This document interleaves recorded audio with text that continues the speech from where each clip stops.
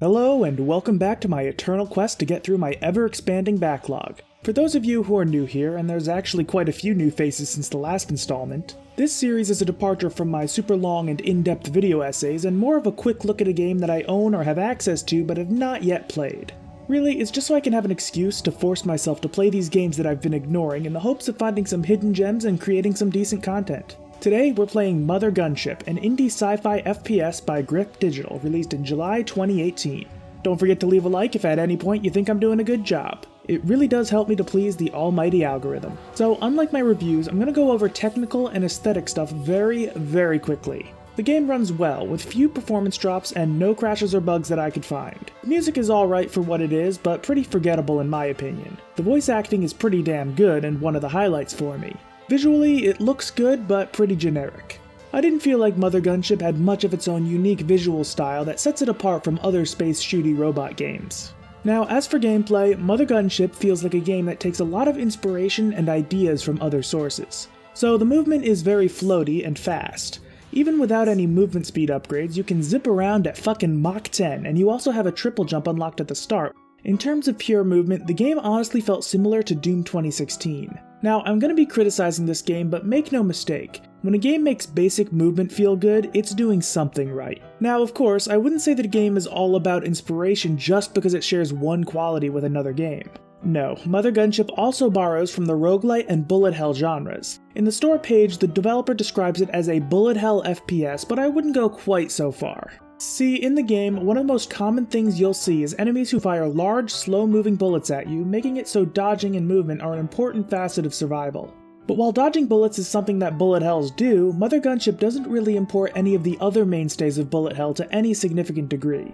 There's little in the way of pattern attacks, and enemy configurations are semi-random, making everything more reactive than the traditional Bullet Hell style of proactive play. Now, this is not a bad thing inherently. I'm not criticizing it for having this playstyle, but I feel like calling it a Bullet Hell isn't really accurate. The core gameplay loop is very simple. You're put into a ship and your goal is to get to the end. Each room will be a combat arena with robots who are trying to kill you. Interestingly, you don't actually have to clear everything out if you don't want to. You have the option of just skipping the room entirely by running to the exit door. You do have to clear the room if you want to visit a shop, however. The main gimmick to this game is its crafting system. See, you don't actually get any guns in this game, but you do get gun parts which you can slap together to make your shooty stick. Guns are made up of 3 parts: connectors, which just give you more space to put more shit together, barrels, which are the actual shooty bits, and caps, which give you stat modifiers. The only restrictions are that the parts need to physically fit together and barrels must be facing forward. However, every barrel and cap has an associated energy cost. The higher the cost of your gun, the more it'll drain your energy as you shoot. There's no actual ammo in Mothergunship. Instead, you just get energy, which depletes as you fire and recharges when you aren't shooting anything. You can have 2 guns at any one time, each with a separate energy pool. Overall, this is actually a pretty neat system conceptually. I really do like how you can create your own monstrosities and customize the way you want to play. However, I'm not a huge fan of the systems that feed into it, and I feel like it's a little too easy to optimize the fun out of it once you figure out your preferred configuration. See, you have a limited number of gun parts you can take with you at the start of each stage, and if you want more, you'll have to buy them from shops with money collected as you kill shit.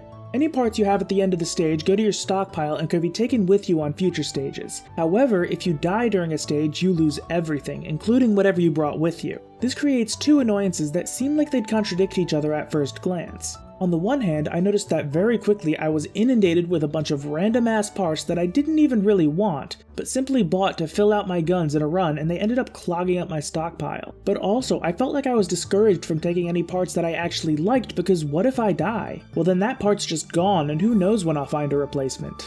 I also felt like the combat itself had a bit of dissonance. As I said earlier, my initial reaction to the movement was, oh yeah, this is gonna be like Doom.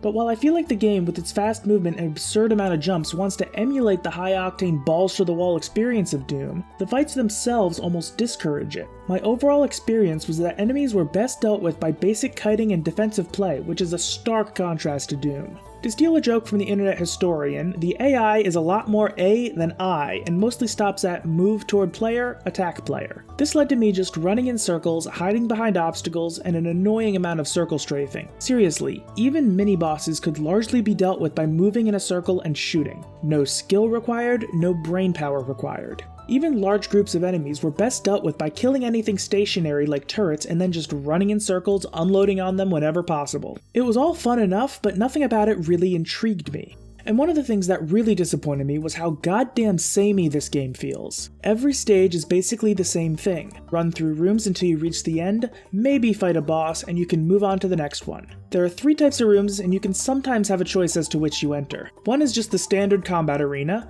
one is a combat arena with a challenge that'll reward you with a whopping 3 coins if you can complete it. That's not very much, by the way. And one is a dice roll room, which is a combat arena that does something to your encounter.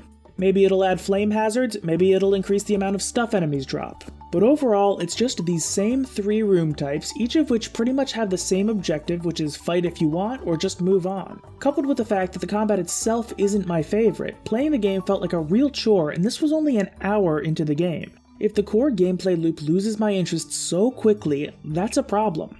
And another thing is that the game is littered with secrets, which is actually something I really like.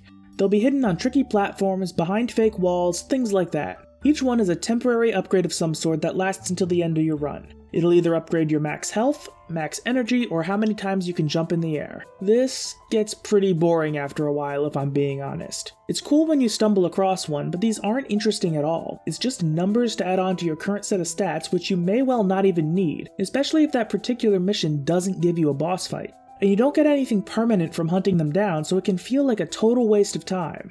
I feel like this was a perfect opportunity to add collectibles or rare gun parts or something else that could change things up, but it was a missed opportunity. Mothergunship has a lot of really neat ideas in its core design, but I feel like it fails to really capitalize on any of them. I like what it's going for, but it never hits the mark in my opinion. It's not an awful game by any stretch of the imagination, and I don't regret the time I put into it, but I honestly don't care to continue playing it, like, at all. All that being said, I do have to mention the one saving grace of this game for me, and that is the really funny dialogue. You get this lovely cast of characters giving you your missions and doling out plenty of humor to keep you going. Aside from the very funny characters like the Colonel, who's basically just Zap Brannigan, a lot of the situations you get into are just funny. I mean, in one mission, you retrieve a data core for your ship's AI and it's infected with adware, resulting in pop-ups all over the ship. Or at one point, the enemy ships let you go right to their data cores and or self-destruct buttons, because of course they have those, because you successfully convinced them that you're delivering pizza. For all my criticism, Mothergunship does have plenty of charm. So overall, I wasn't very thrilled with this game, and I think it's the very definition of missed potential. I've certainly played worse, but again, even an hour in, it felt like a chore to play, and the only thing keeping me going was the promise of more funny story content. But even that failed to motivate me after a while. I can imagine it would appeal to some people, but it's really not for me. I absolutely cannot recommend paying the full $25 for this game, but it's on sale for $7 right now on Steam, and not the worst purchase you could make, but still not something I can enthusiastically recommend. Thanks for watching. I'm planning on doing some more Busting the Backlog episodes as my next few uploads, and that's for 2 reasons. Firstly, that Toho video took a lot out of me, and I think I need to recharge a bit before my next big project, which is going to be a deep dive into a game near and dear to my heart, and an important part of this channel's history. The second reason is that there's a game that looks to be coming out sometime in the next 6 weeks that I'm going to review, and I don't want to be in the middle of a big project when that happens. So if you're following me for my long-form content, just bear with me. It's not going anywhere. Don't forget to leave a like if you enjoyed and subscribe if you want to see more. Follow me on Twitter at @adstweets for updates and memes. Once again, thank you all for watching, and I should see you again fairly shortly. Play the electro swing.